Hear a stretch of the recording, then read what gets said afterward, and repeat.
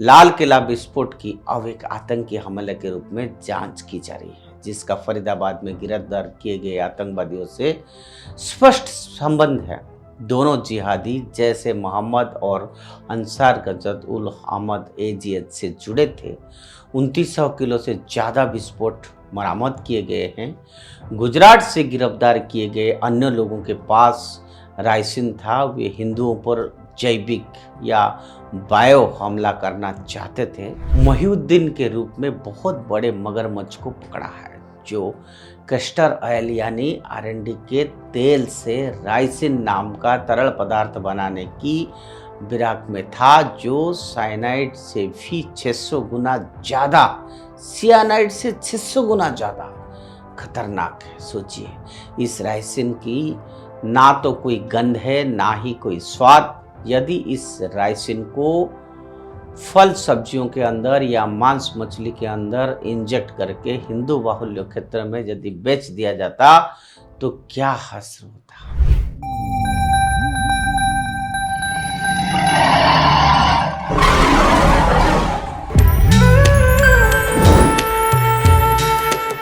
नमस्कार मित्रों, उदय India digital में आप सबका बहुत बहुत स्वागत है। मैं हूं दीपक कुमार रथ। आज इंडिया थिंग्स में वो वाली बात करेंगे जो दिल को दहलाने वाली बात हुई सोमवार को दिल्ली में। हम सब ने देखा है। पुलिस सूत्रों के अनुसार शाम करीब 6:52 तक दिल्ली की लाल किला इलाके में गौरी शंकर और जैन मंदिर के पास हरियाणा नंबर प्लेट वाली एक हुंडई i20 कार, जिसमें 3 लोग सवार थे, लाल बत्ती की ओर धीरे धीरे बढ़ रही थी। इस दौरान उसमें विस्फोट हो गया, जिसमें 8 लोगों की मौत हो गई और 20 से ज़्यादा लोग घायल हो गए। ये विस्फोट स्थानीय पुलिस चौक के ठीक सामने स्थित एक 24 घंटे निगरानी वाले क्षेत्र में हुआ है। यह विस्फोट उसी दिन हुआ जिस दिन एक अंतर्राष्ट्रीय आतंकी मॉड्यूल का भंडाफोड़ हुआ था और हरियाणा के फरीदाबाद स्थित एक मेडिकल कॉलेज से जुड़े डॉक्टरों से अमोनियम नाइट्रेट सहित 2900 किलोग्राम बम बनाने वाली रसायन जब्त किए गए थे। खुफिया एजेंसियों को शक है कि फरीदाबाद मॉड्यूल का एक संदिग्ध आतंकवादी जो फरार था i20 कार में था। पुलिस मृतक का डीएनए परीक्षण कराएगी ताकि ये पुष्टि हो सके कि क्या डॉक्टर उमर मोहम्मद वास्तव में कार में था। लाल किला विस्फोट की अब एक आतंकी हमले के रूप में जांच की जा रही है, जिसका फरीदाबाद में गिरफ्तार किए गए आतंकवादियों से स्पष्ट संबंध है। दोनों जिहादी जैसे मोहम्मद और अंसार गजत उल अहमद एजीएच से जुड़े थे। 2900 किलो से ज़्यादा विस्फोट बरामद किए गए हैं। गुजरात से गिरफ्तार किए गए अन्य लोगों के पास राइसिन था। वे हिंदुओं पर जैविक या बायो हमला करना चाहते थे। आईएसआईएस मंदिर के प्रसाद और पानी में जहर मिलाना चाहता था। यह गंभीर साजिश की ओर इशारा करता है, एक ऐसा साजिश जो देश में गृह युद्ध का कारण बन सकती है। अब चलिए मैं आपको इस साजिश के बारे में बताता हूँ, फिर आप तय कर पाएंगे कि ये क्या है। इस बार साजिश इतनी प्रचंड थी कि यदि आतंकी सफल हो जाते तो समूचा विश्व का एक ऐसा विनाश भारत में दिखता जिसे आज तक कभी सोचा भी नहीं गया हो। मगर दुआएं दीजिए केंद्र की सरकार को, जिनकी सजग चौकीदारी की वजह से आप और आपका परिवार एक बहुत बड़े विनाश से सुरक्षित बच पाए। इस बार कोई छोटी मोटी मछली नहीं, बल्कि गुजरात एटीएस ने हाल ही में आतंकी डॉक्टर मोहिउद्दीन के रूप में बहुत बड़े मगरमच्छ को पकड़ा है, जो कैस्टर ऑयल यानी आरएनडी के तेल से राइसिन नाम का तरल पदार्थ बनाने की फिराक में था, जो साइनाइड से भी 600 गुना ज़्यादा, सियानाइड से 600 गुना ज़्यादा खतरनाक है। सोचिए, इस राइसिन की ना तो कोई गंध है, ना ही कोई स्वाद। यदि इस राइसिन को फल सब्जियों के अंदर या मांस मछली के अंदर इंजेक्ट करके हिंदू बाहुल्य क्षेत्र में यदि बेच दिया जाता तो क्या हश्र होता। यह जनसंहार सीधे सीधे मोदी सरकार की स्वर्णिम कार्यकाल पर एक बदनुमा दाग लग जाता। गुजरात एटीएस के डिप्टी एसपी एसएल चौधरी को कुछ समय पहले एक खुफिया टिप्स मिली थी कि देश में खतरनाक आतंकी मॉड्यूल एक्टिव हो रहा है और पूरे भारत में कौन कहाँ कहाँ एक्टिव है ये मालूम करना भूसे में सुई ढूंढने जैसा है। मगर जब टिप के आधार पर जांच की गई तो पता चला कि कोई आंध्र प्रदेश का एक शख्स संदिग्ध है।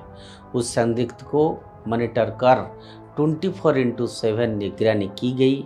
शुरू में तो ये मेहनत बेकार लगी, मगर एक दिन कुछ चीज़ें इनपुट से मेल खाती देखी तो एक डॉक्टर का पता चला। निगरानी और बढ़ाने पर उसका नाम डॉक्टर मोइनुद्दीन अहमद सैयद मालूम हुआ।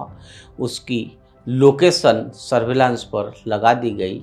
एक दिन उसकी लोकेशन गुजरात के महसाना से अहमदाबाद की तरफ मिली, जिसके बाद एटीएस एक्टिव हो गई। गुजरात एटीएस ने अडालज टोल प्लाजा पर घेराबंदी कर दी और एक कार्ड कोड गाड़ी को रोका। पूछताछ में गाड़ी में मौजूद उस शख्स ने अपना वही नाम बताया जिसकी निगरानी काफ़ी समय से एटीएस कर रही थी। एटीएस ने तुरंत उसका फ़ोन अपने कब्जे में लेकर फ़ोन की जांच करना शुरू की तो उसमें काफ़ी डाटा डिलीट मिला, जिसमें रिकवर कर लिया गया है। मगर कुछ ऐप डिलीट नहीं हो सकी थी क्योंकि डॉक्टर सैयद को ये अंदेशा ही नहीं था कि वे उस तरह से पकड़ा भी जाएंगे। फ़ोन की जांच से पता चला कि वो डॉक्टर अफगानिस्तान से ऑपरेट हो रहे हैं। आईएसआईएस ही एक group ISKP Islamic state province of Khorasan के कुछ बड़े लोगों के साथ कनेक्टेड था और उसकी आका यानी हैडलर का नाम अबू खादिजा है। गाड़ी की चेकिंग के दौरान उसमें 3 हथियार मिले, जिसमें 2 ग्लोक पिस्टल, एक वेरेट पिस्टल और 30 जिंदा कारतूस मिले, पर इसके साथ 4 लीटर केमिकल भी मिला। पूछताछ में डॉक्टर ने बताया कि इस केमिकल से वो रेसिन बना रहा था जो किस्टर विन से बनता था। शुरुआती पूछताछ में पता चला है कि डॉक्टर सैयद ने रेसिन बनाने की तैयारी शुरू कर दी थी। उसने इसके लिए ज़रूरी सामान जुटा लिया था और केमिकल रिसर्च भी कर रहा था। वो पाकिस्तान में बैठे लोगों के संपर्क में भी था। हथियार के बारे में पूछताछ करने पर 2 नाम सामने आए, आज़ाद सैफी और मोहम्मद सुहेल, जो कि यूपी के रहने वाला है। दोनों को ट्रेस करने पर उसकी लोकेशन राजस्थान बॉर्डर के पास बनासकांठा पे मिली, जिसके बाद तुरंत दोनों को वहां से गिरफ्तार किया गया। इन दोनों ने ये सभी हथियार राजस्थान के हनुमानगढ़ी से लिए थे। उसे एक पाकिस्तानी शख्स ने ड्रोन की सहायता से पाकिस्तान से हथियार पहुंचाए थे। ये सभी किसी बड़ी आतंकी वारदात को अंजाम देने वाले थे। इन सभी ने दिल्ली, लखनऊ और अहमदाबाद की रुकी थी। वे इन जगहों की सुरक्षा व्यवस्था और लोगों की भीड़ का पैटर्न समझने की कोशिश कर रहे थे। हमला कब, कहाँ, कितने बजे करना था, जहरीले केमिकल का इस्तेमाल कैसे और कहाँ, किस पर करने वाले थे, बाकी कौन कौन लोग इस हमले में शामिल है, किस किस शख्स ने क्या किया मदद इन्हें हमले को करने के लिए। यह सभी सवाल अभी फिलहाल गुजरात एटीएस की डायरी में दर्ज है। सोचिए ये जिहादी मानसिकता किस लेवल तक चली गई है कि यह अब बायो वार करने की तैयारी में है।